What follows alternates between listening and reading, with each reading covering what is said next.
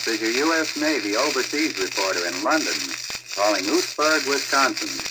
I have with me in the studio today motor machinist mate, first class, LST Voskuil of Oostburg. Just where is Oostburg, Ellis? It's about 50 miles straight north of Milwaukee. We live only a mile and a half from Lake Michigan. And who is living there now? My mother and dad, Mr. and Mrs. Chris Voskuil. My sister Grace is home there too. And how long have you been over in the European theater of operations? In about 4 days, it'll be 2 years. We left the States May 1st, 1943. What ship are you attached to, Ellis, and where has she been? The LST-345. We went to Iran first, arriving there about May 25th, 1943. From Iran, we went to Algiers and stopped for a couple of days to pick up a load of tanks, which we had loaded and landed at Tunis. Then we worked on practice amphibious operations in preparation for the Sicily invasion. Then you were in on the Sicily show. That's right. After being shelled off the beach once, during which our sister ship was picked off by a dive bomber and blew up, we finally got into the beach about 8 plus 23 hours after the initial assault. That sounds like you must have had a pretty hot session. Did the 345 suffer any hits? They were hitting all around us, but somehow we managed to get through without being touched. One dive bomber dropped an egg, which landed about 15 feet off our port quarter. This gave us a few casualties. Some of the crew were hit by shrapnel, but we were still in pretty good shape. We broke our ramp off earlier when we tried to unload some amphibious ducks in the storm, but outside of that we were okay. The ducks didn't do so well, though. They tried a little submarine duty and went straight to the bottom. Fortunately, the crew got out all right. And what was your next job? After we had finished taking about 10 loads to Sicily, we went back to Bizerti to load for the Italian invasion.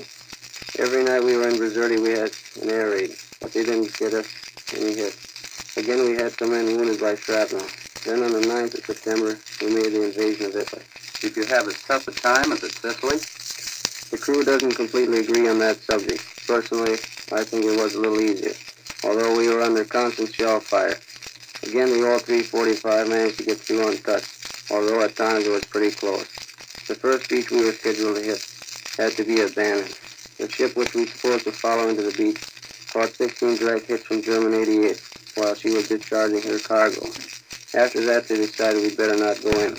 I wouldn't exactly want to try it myself. Now, how about D-Day in Normandy? Yes, we were there too, but as far as the 345 is concerned, this was an easy job. We had a load of British troops and equipment, and were the first LST to unload on Gold Beach in the British assault area.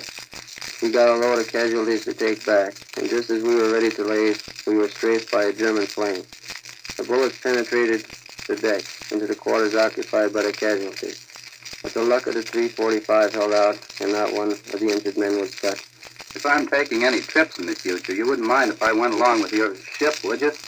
She certainly is leading a charmed life. Tell me, what is she doing today?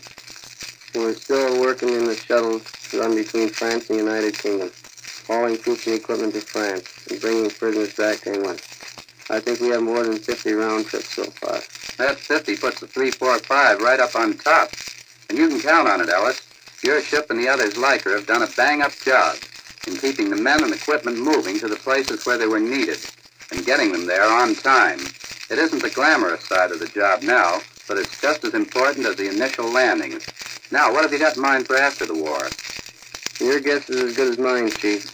I'd like to go into a little grocery business with my father, but I'm afraid I'll have to mend my ways a bit before you'll have me for a partner. Well, I don't think it can be that bad, Ellis. Well, thanks for being here today, and the best of luck to you. There it is, Oostburg, Wisconsin. You've just heard LST Voskuil of Oostburg, interviewed here in London by your U.S. Navy overseas reporter.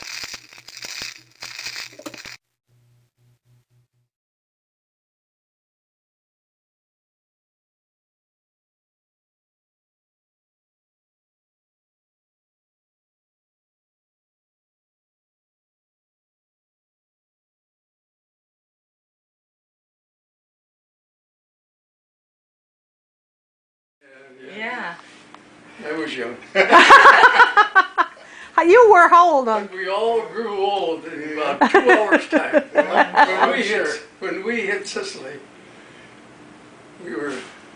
You see, this is a perfect picture of the invasion forces. Huh.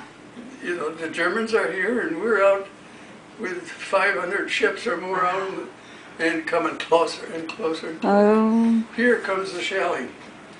And pretty soon a dive bomber, our sister ship, hit the beach. Oops, sorry. And she just got there and we were right a few blocks behind her. And a dive bomber, with just a little dive bomber, got her. Oh. And she was loaded with ammunition trucks and everything. And it was just one big boom up in the air, and I never forgot that. And here on TV, they showed Sicily the other, sometime in the last year, and I recognized that boom. Oh. It just all went up in the air. Just a mess. Huh.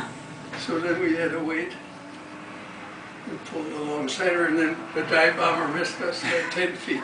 Woo! Yep.